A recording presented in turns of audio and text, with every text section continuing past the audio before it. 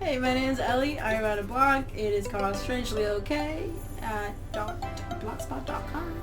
It is a Gmail website. It is easier to do with the domain. Anyway, so I was gonna start my first vlog today with a cool little how-to on Gundam building for these,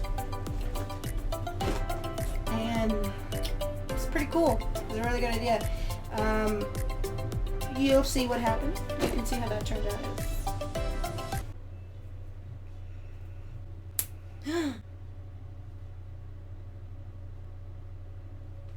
Super glue exists, but this one's gonna be hard. But stuff came up where I broke a piece. So instead, I thought an intro would be the easiest way. So we're going to do 20 questions about me because I'm egoistic like that, and I think that'd be just the most interesting thing in the world. Okay, I have my director here. His name is James, and he is the one with the 20 questions. My name's not James. I know. Sterling. I wanted to keep your name secret. Maybe you want... Anonymity? Say that word. No, it's hard.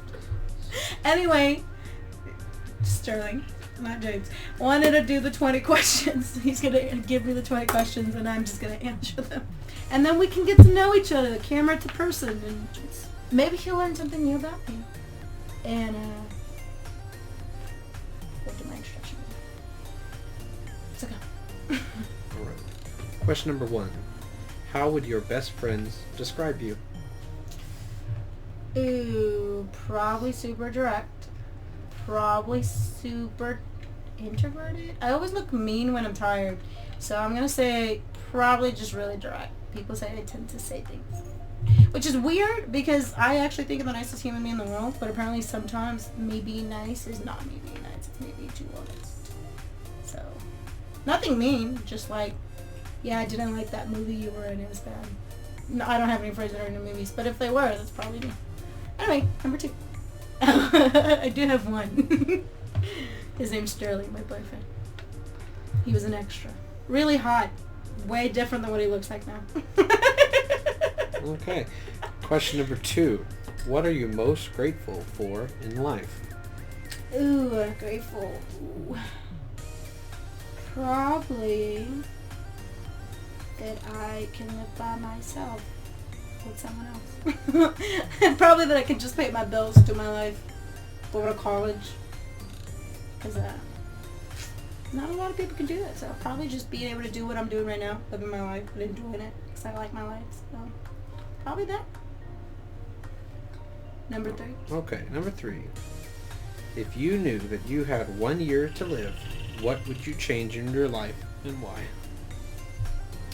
So I'm probably going to be realistic about this, because if right now someone told me that I had 1 year to live, I would probably be I would double check I only had a year to live, because the worst thing you want to do is like sell everything and then be like, nah, you're living. So I'll probably double check that I am going to die, like be 100% sure that I'm going to die. Sell everything I own. Just about everything I own.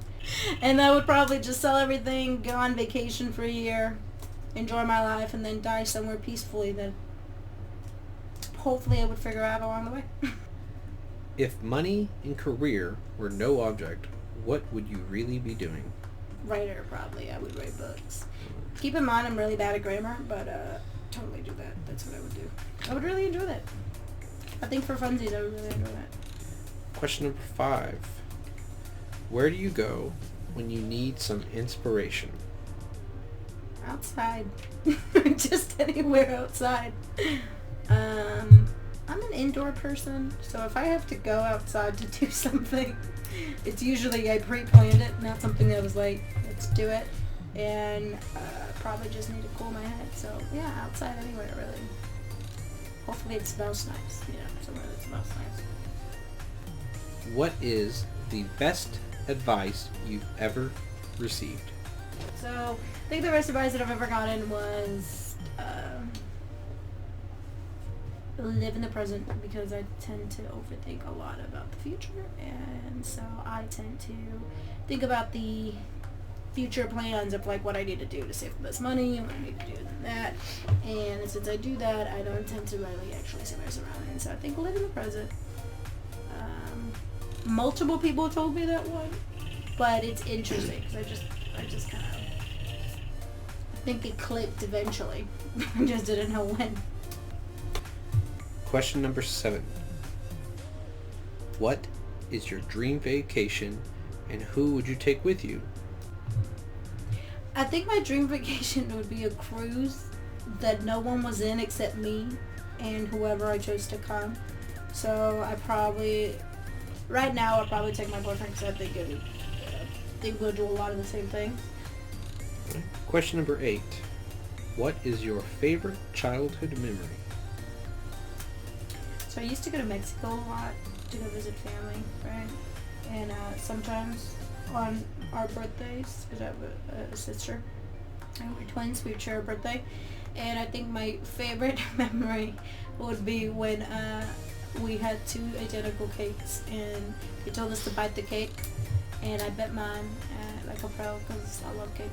And then my sister was I don't know why, she was too scared of biting the cake when we were kids. And my cousin was like really into cake too. I was like, don't worry, I got you, and bit the cake, and she started crying, and it was really funny. There's a picture of us till this day. Question number 9. If you could choose one superpower, what would it be and what would you do with it? I would be super smart and I would do whatever I wanted because I think that would actually be super easy to do when you're that smart. Did you ever judge someone for the dark secrets that they told you? Okay, I don't think I've ever heard a dark secret where, it's something like I killed someone. I mean, I probably judge a little bit. It's hard not to, but all the secrets that I really know are mostly like something super embarrassing that happened to them privately. Never really judged on that. Not gonna get you. I laugh sometimes. Some of them are funny, but no, a lot of times no. Question number 11. What is your biggest regret in life thus far?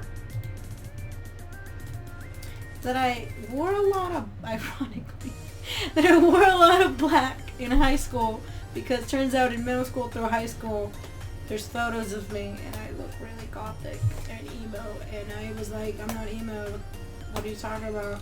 And I look at those pictures back then and, oh god, some of those fashion choices were not the best. Question number 12. Who is the first person you call if you were in trouble? Probably Sterling right now. Mostly because if I were to call my sister, she probably wouldn't answer. Oh, I love Sterling too. But also, Monday wouldn't answer. Also, I feel like he would get there faster. So, yeah. If you could know, this is question number 13. If you could know the exact day in which you would die, so you would know how long you have left, would you want to know? Nope. Why? It's a waste of time, I think. I think the pretty part of life is that you don't know when you're gonna die. So if you don't know, then it's really my choice and how I choose to live, and it's not because I'm scared I'm gonna die in this day. Which I would say that someone could probably make a really good movie about that. Like, you're gonna die in this day, what are you gonna do? Like a really good reality show, if you could. But I don't know, I just think it's kind of a waste of time, then what's the point? Question number 14. What did your last relationship teach you? Ooh, that I'm not as mature as I was, I think. That I could have done some things differently. Probably just, it taught me to grow emotionally mature a little bit, basically. Be mature. Question number 15. Do you usually follow your heart or your head? Shit, it's gonna probably be my heart. I cry a lot at movies. I'm very feeling based. I tried logically though, but just if it doesn't feel right, then I'm not gonna do it. Okay. Question number 16. Where would you like to be in 5 years? I always wanted to own a house. I live in an apartment right now, so I just kind of want to own a house with the yard. That's basically it. And a job I like. Right. Question number 17. What is, if any, the one experience that you experienced in life that has taught you the most about life? Honestly, this is the weirdest thing, but one time, it's weird because I'm really I'm an emotional person, but I'm very cynical about life too. So I think I met someone who really enjoyed life, and they told me about their life, and their life wasn't great, but they really enjoy life. Like they could not get depressed, and they thought the saddest thing was to just die early, and they wanted to live forever. You know, they wanted to live till they were 103 or something or more. They wanted to live so long that it was just ridiculous. And I just thought, you don't have the best life. Why do you want to live that long? You know? Because, I mean, I don't want to be that wrinkly and that. And they were like, I just really enjoy life. I want to see what happens. And I thought, that's pretty interesting. It's like a movie then, isn't it? Like, you just want to see the ending of the show, even though it never ends. I think that motivated me a little more to see past the cynicalism and get to that positive part. If that makes sense. Question number 18. What do you do when you worked really hard for something, but you did not achieve it or get it what you wanted? How do you cheer yourself up, or how do you keep going? Ooh, okay, so I have a process. So if I really tried to do something and I failed miserably, and like I really tried, like I put in the work and I still got like the worst results possible, not the healthiest, but first I'll start with the pity. I'll well in self-pity, and then I'll cry a little, and then I'll just kind of get up. Like, I don't know, I like to cry in self-pity and then get up and move on with my life, if that makes sense. It's like I'm mourning the loss of whatever I decided to do. Question number 19. Excluding anyone that you're with, if you could marry anyone in the world, past or present, who would it be and why? Linda McGregor. I really liked the movie Moulin Rouge. I thought he was really pretty. And he could sing. He's a little old right now, but that's who I would marry, just because of the voice and the face. Also because of the character he played. I mean, who knows what he's like in real. I mean, he looks nice, but the movie was what I cared about. Question number 20. If you could talk to your 5-year-old self, what would you tell yourself? I was such a mean little 5-year-old. Like, I was just the worst. Like, the worst. I would tell myself to calm down. Yeah. Because I had a twin sister, and we used to get in a lot of fights, and I'm pretty sure I started a lot of them. So, I would just tell myself to calm down.